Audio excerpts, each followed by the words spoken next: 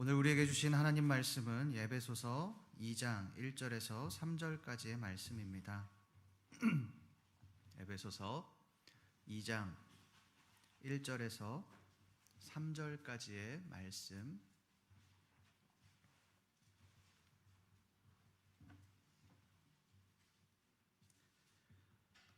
저와 여러분들이 한 절씩 교독하시겠습니다. 그는 허물과 죄로 죽었던 너희를 살리셨도다.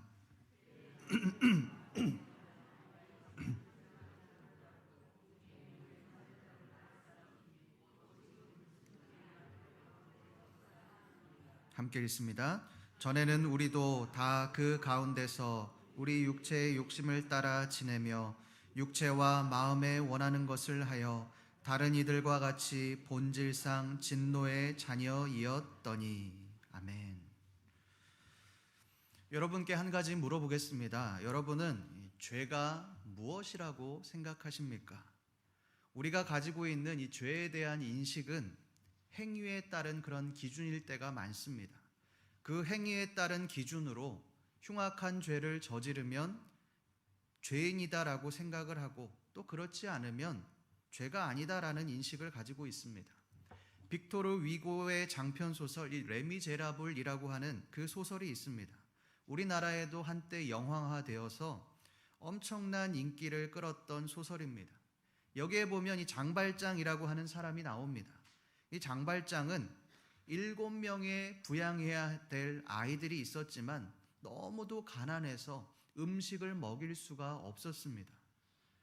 그래서 아이들을 먹일 음식을 구하지 못하자 결국 이들을 먹이기 위해서 빵을 훔치다가 붙잡혀서 징역 5년을 선고받고, 또 감옥에서도 몇 번의 탈옥 시도 끝에 총 19년을 감옥 안에서 갇히게 됩니다. 그 19년 동안을 감옥 안에서 그렇게 살아가게 됩니다. 감옥 안에서 보낸 19년의 세월 동안 이 장발장의 마음은 삐뚤어졌습니다. 세상을 향한 분노와 사람들에 대한 원망과 증오를 품게 되었습니다. 여러분이 장발장의 이야기를 들으면서 어떤 생각이 드십니까? 거의 대부분은 장발장의 인생이 억울하다라고 말씀하실 겁니다. 생계가 어려워서 부양해야 될 아이들을 위해서 어쩔 수 없이 빵을 훔친 것이 아니냐, 그런데 징역 5년은 너무한 것이 아니냐라고 그렇게 말씀하실 겁니다. 2019년에 인천의 한 마트에서 절도 사건이 발생했습니다. 34세의 아버지와 12살의 아들이 마트에서 우유 2팩과 사과 6개를 훔치다가 적발이 되었습니다. 이 사람은 인터뷰에서 너무 배가 고파서 해서는 안 될 그런 몹쓸 짓을 했다라고 눈물을 흘렸습니다. 이것을 보며 마트 주인은 저도 자식을 키우는 입장에서 이 사람을 처벌받게 할 수 없다라고 그렇게 선처를 호소했고, 출동했던 경찰도 그 자리에서 훈방 조치를 했습니다. 심지어 경찰은 이들을 데려다가 눈물을 흘리며 국밥을 시켜주었다고 합니다. 이 소식이 알려지자 많은 사람들의 후원이 이루어졌고 기금이 모아졌습니다. 물론 나중에 알아보니 이들이 문제가 많다는 것이 밝혀졌지만, 이것을 통해 우리가 어떠한 기준으로 죄를 생각하는지를 우리가 알아볼 수 있습니다. 여러분, 우리가 인식하는 죄들은 대부분 흉악한 범죄들입니다. 그 죄질에 따라서 용서받을 수 있는 사람과 그렇지 않은 사람들을 나눕니다. 그러나 과연 여러분, 그럴까요? 죄질에 따라서 용서받을 수 있는 사람과 그렇지 않은 사람이 나뉘어지는 것일까요? 이것을 알기 위해서 오늘 말씀에서는 과연 이 죄에 대해서 어떻게 생각하고 있는지를 한번 알아보겠습니다. 우리 오늘 말씀 1절 말씀을 함께 읽어보겠습니다. 1절 말씀 시작. 그는 허물과 죄로 죽었던 너희를 살리셨도다. 여러분, 우리가 보통 이 말씀을 어떻게 해석합니까? 죄로 죽을 수밖에 없는 우리를 하나님께서 살리셨다라고 그렇게 해석을 합니다. 그러나 이 헬라어 원문은 이것을 조금 다르게 말을 합니다. 헬라어 원어로 1절을 번역하면 이렇습니다. 너희의 허물과 죄로 죽었던 너희들이라고 말을 합니다. 여러분, 우리는 이 말씀을 보면서 살리셨다에 초점을 맞추지만 1절 말씀은 살리셨다에 초점을 두는 말씀이 아닙니다. 허물과 죄 때문에 죽은 우리들의 상태에 대해서 초점을 맞추고 있는 것입니다. 우리의 허물과 죄 때문에 우리가 이미 죽었다는 것입니다. 그렇다면 여러분, 우리에게 한 가지 질문이 생깁니다. 도대체 죄라는 것이 무엇이냐라고 하는 그런 질문입니다. 1절 말씀의 이 죄라는 표현 속에 바울은 허물을 추가합니다. 그냥 죄라고 말하지 않고 허물과 죄라고 그렇게 말을 합니다. 여러분, 왜 바울은 죄라고 말하지 않고 허물과 죄라는 말로 표현하고 있는 것일까요? 그것을 알기 위해서 우리가 허물과 죄를 한번 그것이 과연 무엇인가를 알아보겠습니다. 여러분, 이 허물과 죄라는 표현은 히브리적 개념입니다. 우리에게 허물은 어떤 것을 의미합니까? 부끄러운 과오가 많은 그것을 허물이라고 생각합니다. 과거를 숨겨야 할 만한 그런 일들이 있거나 치부가 있을 때 그 사람을 허물 많은 사람이다라고 그렇게 말을 합니다. 그래서 허물이 많은 사람들은 사람들 앞에 서질 못합니다. 늘 부끄러워하고 죄의식을 가지고 누군가 나를 볼까봐, 내 과거를 들춰낼까봐 항상 조마조마한 삶을 살아갑니다. 이것이 우리가 알고 있는 일반적인 허물입니다. 그렇다면 죄는 어떻습니까? 일반적으로 이 죄라고 하는 것은 법을 어기는 것을 의미합니다. 법의 근거에서 그 사람이 법을 어겼으면 죄의 대가를 받아야 하는 것이고 죄인이 되는 것입니다. 그러나 이 히브리적 관점에서 죄는 이것과는 조금 다릅니다. 허물과 죄 모두 하나님과 관계가 있습니다. 허물은 부끄러운 과오를 말하는 것이 아닙니다. 원어적으로 보면 위반, 침입하다라는 뜻이 있습니다. 결국 이 허물이라는 것은 부끄러운 과거가 아니라 하나님의 영역을 마음대로 위반하고 침입하는 것을 허물이라고 하는 것입니다. 이것을 우리의 삶으로 한번 가져와 보겠습니다. 우리가 가장 소중하게 여기는 것 중에 돈이 있습니다. 물질이 있습니다. 그 돈은 누가 주신 것입니까? 하나님이 우리에게 주신 겁니다. 우리가 돈이, 물질이 하나님의 것입니다라고 고백하는 그 행위가 바로 우리가 11조를 하는 것입니다. 어떤 분들은 복을 받기 위해서 11조를 하는 분들도 계십니다. 말라기의 말씀을 근거로 11조를 하면 하나님께서 복을 주신다, 넘치는 복을 우리에게 채워주신다라고 말하는 겁니다. 실제로 이 해석이 과거의 11조에 대한 일반적인 해석이었습니다. 그러나 여러분, 이 11조의 정신은 그런 것이 아닙니다. 우리에게 주신 모든 물질이 하나님의 것이지만 특별히 그 중에 10분의 1은 우리가 하나님의 것으로 남겨두어서 우리의 물질이 우리의 것이 아니다, 하나님의 것이다라는 것을 인정하는 행위가 바로 11조입니다. 이것이 바로 허물, 하나님의 영역을 침범하지 않는 행위라고 할 수 있습니다. 여러분, 죄는 어떻습니까? 히브리적 개념으로 이 죄는 법을 어기는 것이 아닙니다.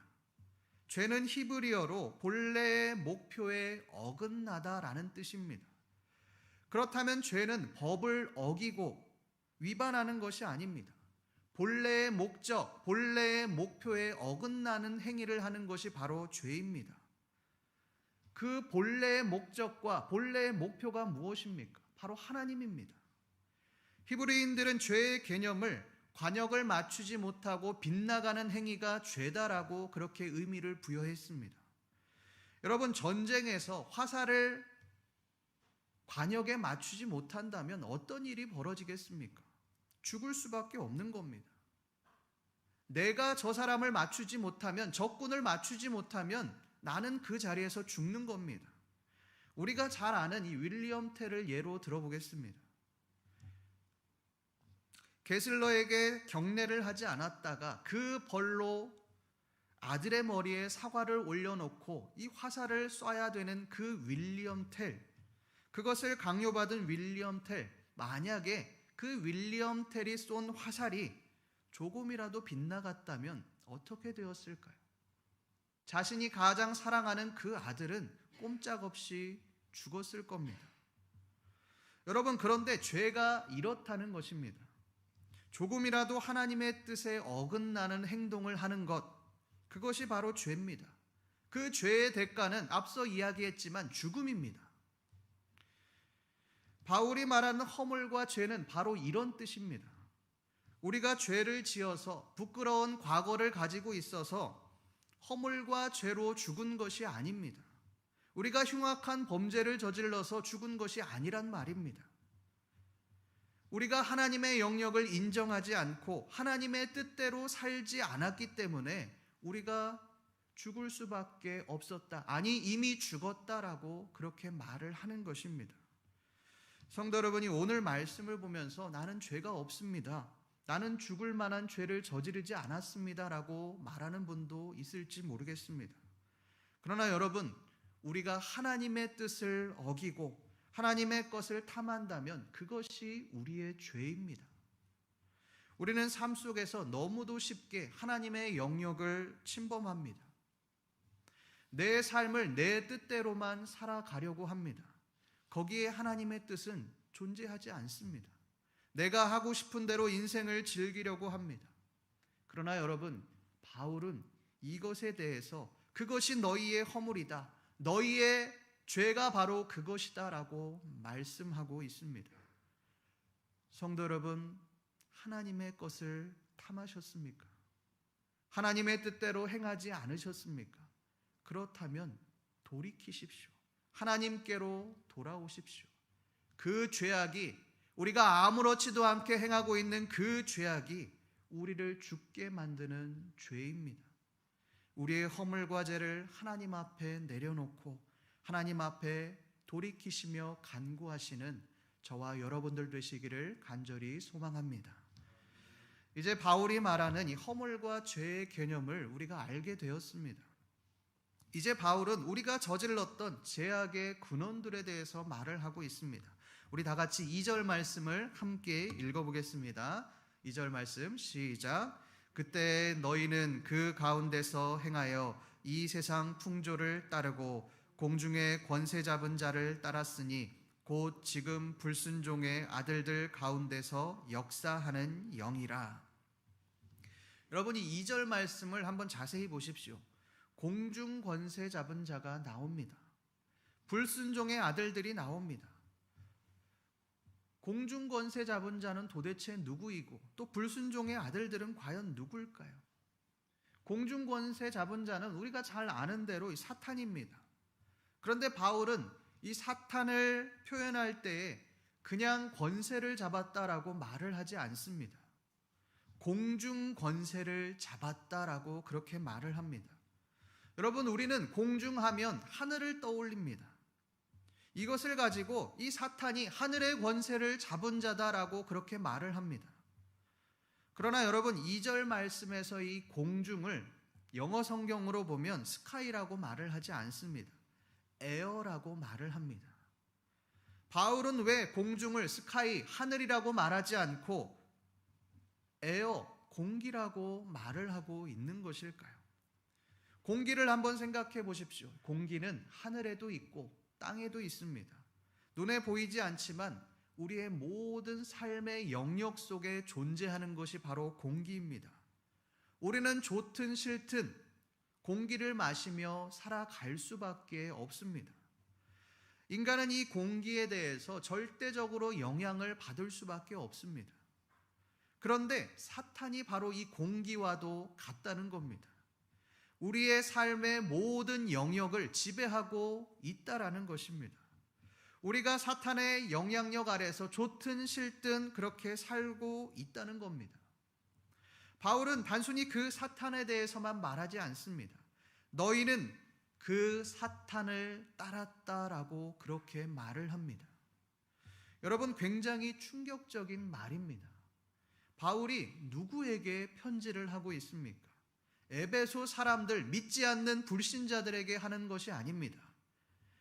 믿는 자들, 그리스도인들, 에베소 교인들을 향해서 편지하는 겁니다. 그런데 그 그리스도인들이 사탄을 따랐다라고 그렇게 말을 합니다. 그것을 넘어 불순종의 아들들이 되었다라고 그렇게 말을 합니다. 여러분, 그리스도인들이 어떻게 불순종의 아들들이 될 수 있겠습니까? 이미 그들은 자신의 삶의 일부였던 우상 숭배를 버리고 자신을 희생하며 그리스도인들이 된 자들입니다. 그들은 우상의 문화 한가운데 있었기 때문에 그들이 그리스도를 믿는다는 것은 자신의 것을 포기해야 하는 그런 행동이었습니다. 사랑하는 가족들과 등을 져야 하는 그런 일들이었습니다. 자신이 누려야 할 혜택들을 누리지 못하는 그런 삶을 살았습니다. 그런데 바울은 그런 에베소 교인들이 사탄을 따르게 되었다라고 그렇게 말을 합니다. 굉장히 충격적인 말입니다.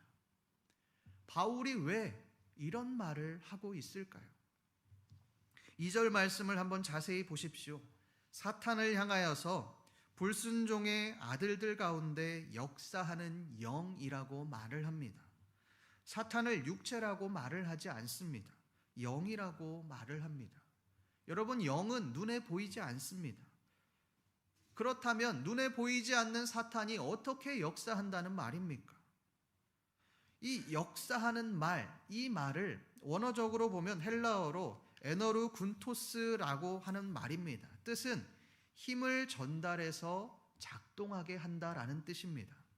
사탄은 눈에 보이지 않지만 우리의 마음과 생각에 힘을 넣어서 우리를 조종한다는 것입니다.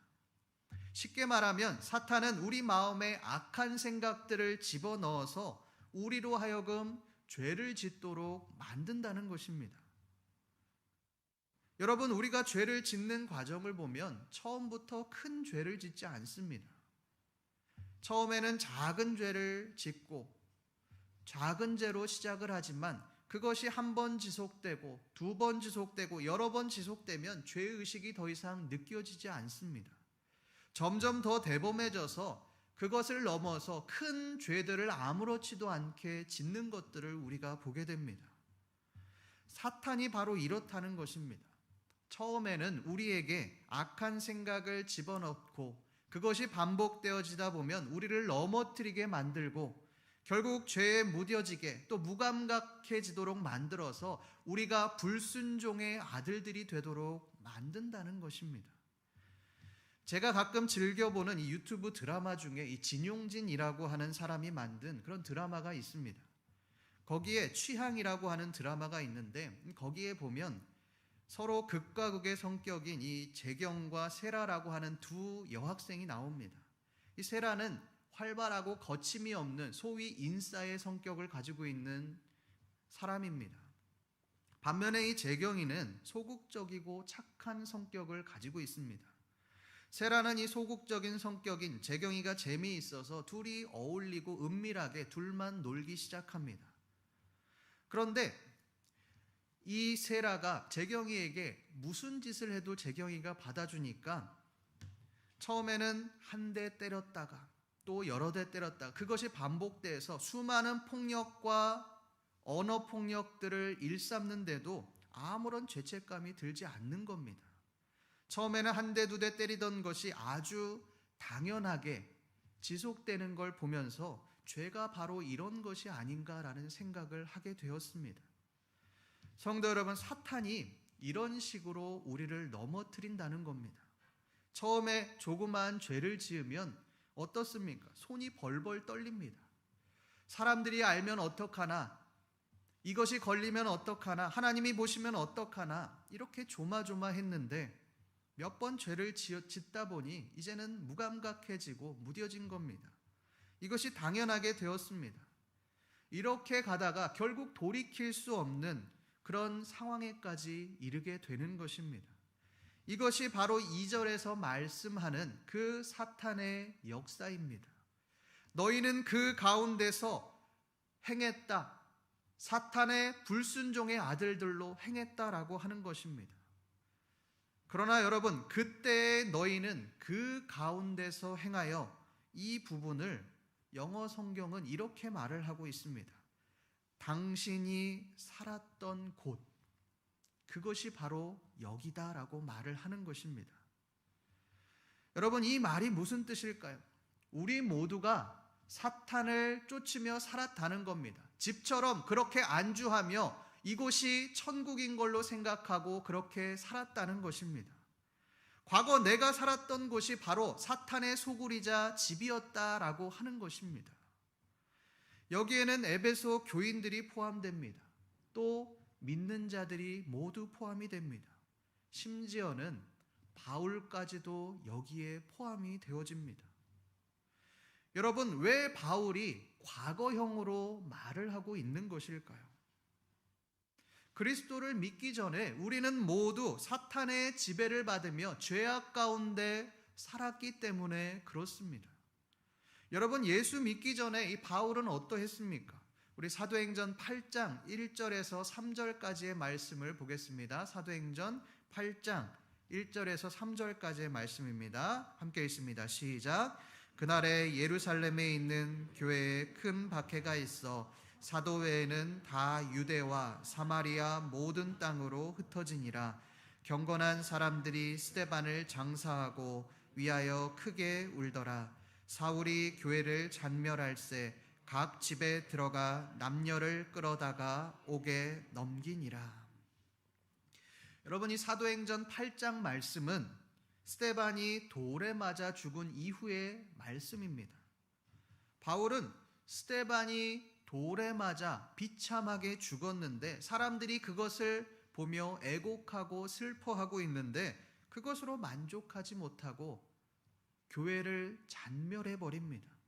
집집마다 예수 믿는 가정에 찾아가서 그것을 쳐들어가서 그 사람들을 감옥에다 가둬버립니다. 이렇게 잔인했던 사람이 바로 바울입니다. 그런 바울이 어떻게 되었습니까? 다메섹 도상에서 예수님을 만나고 난 이후에 그의 삶이 완전히 달라져 버렸습니다. 복음을 전하는 자가 되었습니다. 자신의 생명을 걸고 목숨을 걸고 복음을 위해 헌신하는 복음 전도자가 되었습니다. 여러분, 예수 믿기 전 바울이 이러한 흉악한 삶을 살았다는 것입니다. 용서받을 수 없는 불순종의 아들 사탄의 지배를 받으며 살아갔다라고 하는 것입니다. 어떤 분들은 이 말씀을 들으며 이렇게 말씀하는 분이 계실지도 모르겠습니다. 저는 바울처럼 예수 믿는 자를 죽이지도 않았고 핍박하지 않았습니다. 저는 그만한 죄를 짓지 않았습니다. 그러나 여러분, 말씀은 뭐라고 말씀합니까? 우리 3절 말씀을 함께 읽어보겠습니다. 시작. 전에는 우리도 다 그 가운데서 우리 육체의 욕심을 따라 지내며 육체와 마음에 원하는 것들을 하여 다른 이들과 같이 본질상 진노의 자녀이었더니. 전에는, 우리가 예수 믿기 전에는 모두가 다 육체의 욕심을 따라 행했다는 것입니다. 육체와 마음에 원하는 것들을 하며 사탄의 지배를 받으며 죄를 지으며 그렇게 살았다는 것입니다. 그런데 바울은 이것에 대해 뭐라고 말씀합니까? 본질상 진노의 자녀이었다. 여러분이 진노의 자녀라는 말이 무슨 말입니까? 용서받을 수 없는 그런 멸망의 자녀들이었다라는 말입니다. 아무런 희망이 없는 자들이었다는 겁니다. 그런데 바울은 여기에서 본질상이라는 말을 덧붙입니다. 이 말은 원래 태생부터라는 뜻입니다. 3절 말씀을 쉽게 풀면 우리는 태생부터 이미 멸망의 자녀로 살아왔다라는 뜻입니다. 우리는 태생부터 우리의 욕심을 위해 살아왔고 우리의 마음에 원하는 것들을 하며 우리를 위해서만 살아왔다라는 것입니다. 여러분, 생각해보면 이것은 당연한 것 아닙니까? 우리가 우리를 위해서 살아가는 것이 뭐가 나쁩니까? 우리가 사는 시대가 나를 어필하는 시대 아닙니까? 나를 위해 살아야만 성공하는 그런 시대 아닙니까? 그렇다면 나를 사랑하고 나를 위해서 살아간다라고 하는 건 좋은 것 아닙니까? 그런데 왜 바울은 그것이 멸망의 자녀다, 진노의 자녀다라고 말을 하고 있는 것일까요? 그것에 대한 답이 바로 1절 말씀에 있습니다. 우리 다 같이 1절 말씀을 함께 읽어보겠습니다. 시작. 그는 허물과 죄로 죽었던 너희를 살리셨도다. 허물, 우리가 하나님의 영역을 마음대로 침범했다는 것입니다. 여러분, 우리는 창조주가 아닙니다. 우리는 하나님이 만드신 피조물입니다. 피조물의 역할은 나를 드러내는 것이 아니라 창조주를 드러내는 것이 피조물의 역할입니다. 하나님이 나를 이렇게 만드셨다. 하나님이 나에게 이런 은혜를 베풀어 주셨다. 하나님은 이런 분이다. 이것을 알리는 것이 바로 피조물의 마땅한 역할입니다. 그런데 피조물인 우리가 우리 마음대로 우리의 육체의 욕심대로 하나님의 자리를 빼앗아가 버렸다는 것입니다. 성도 여러분, 우리가 하나님을 믿는다고 하면서 하나님의 자리를 빼앗을 때가 얼마나 많이 있습니까? 하나님이 우리를 이 자리까지 인도해 주시고 갚을 수 없는 은혜를 베풀어 주셨음에도 하나님의 은혜를 기억하지 않고 내가 했다라고 말을 합니다. 사람들 앞에서 나의 능력과 나의 노력을 드러내고 있습니다. 내가 잘났다라고 말을 합니다. 그렇다면 우리는 아직도 진노의 자녀의 삶을 살아가고 있는 것입니다. 두 번째로 보면 이 죄를 말씀합니다.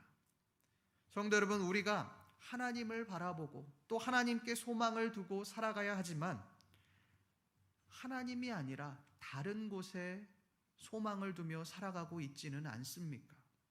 세상에 휩쓸려서 세상이 좋아서 하나님의 것을 등한시하고 있지는 않으십니까?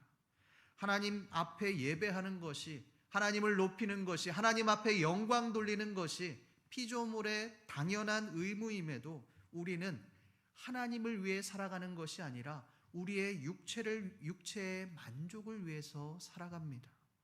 이것이 아직도 우리가 본질상 진노의 자녀다라는 증거입니다. 우리가 잘 아는 지식인 이어령 교수님께서 2008년도에 명성교회에서 그 간증에서 이렇게 말씀하신 적이 있습니다. 나는 젊었을 적에 지금 보면 섬뜩할 정도로 기독교에 대해서 독서를 서슴지 않았다. 우리가 먹을 것도 부족한데 뭐 때문에 하나님 앞에 예물을 바치고 뭐 때문에 하나님 앞에 시간을 바치느냐고 공격적으로 비난했다. 지금 돌이켜보니 하나님이 나에게 그렇게 시키신 것 같다. 이렇게 지독하게 말하던 사람이 예수를 믿게 됐다는 것을 보여주시기 위해 나에게 나를 사용하셔서 이렇게 시키신 것 같다. 그렇게 하신 것 같다. 그렇게 말을 했습니다. 여러분, 이 이어령 교수는 살아생전에 기독교를 핍박하던 자였지만 그 딸 때문에 회심을 하게 되고 인생의 말년에 예수 그리스도를 믿게 된 그런 사람입니다. 그런 그가 하나님을 믿게 된 것이 하나님이 살아계심을 다른 사람들에게 보여주기 위함이었다라고 그렇게 말을 합니다. 여러분, 이 말은 자신이 하나님을 믿게 된 것이 자신의 노력이 아니라 오직 나에게 역사하신 하나님의 은혜 때문에 믿게 되었다. 하나님의 은혜 때문에 내가 구원을 받게 되었다라고 말을 하는 것입니다. 성도 여러분, 우리는 모두 구원받을 수 없는 그런 쓸모없는 진노의 자녀들이었습니다. 허물과 죄로 죽을 수밖에 없는 그런 사람들이었습니다. 그런 우리를 예수 그리스도는 자신의 목숨, 자신의 생명을 바치심으로 우리를 구원하시고 우리를 살려주셨습니다. 우리는 이 갚을 수 없는 복음의 은혜를 빚진 자들입니다. 그런데 왜 아직도 진노의 자녀로 살아가고 계십니까? 왜 하나님이 아니라 아직도 나를 위해서 살아가고 계십니까?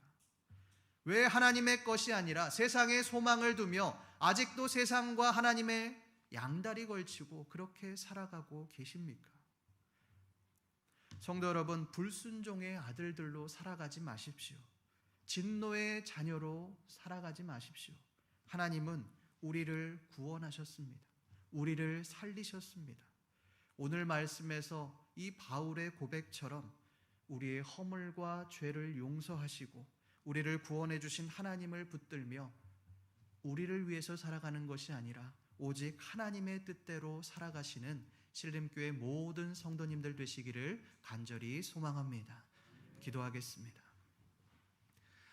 하나님 아버지, 오늘 말씀을 통하여서 허물과 죄로 죽을 수밖에 없는 우리를 살려주신 그 하나님의 은혜에 대해서 기억하게 하시니 감사합니다. 하나님, 우리가 갚을 수 없는 이 은혜를 받았으니 하나님, 우리가 더 이상 진노의 자녀로 살아가지 않게 하시고 아버지, 우리를 살리신 그 구원의 은혜로 살아갈 수 있도록 주여 도와주시옵소서. 감사드리며 살아계신 우리 주 예수 그리스도의 이름으로 기도드립니다. 아멘.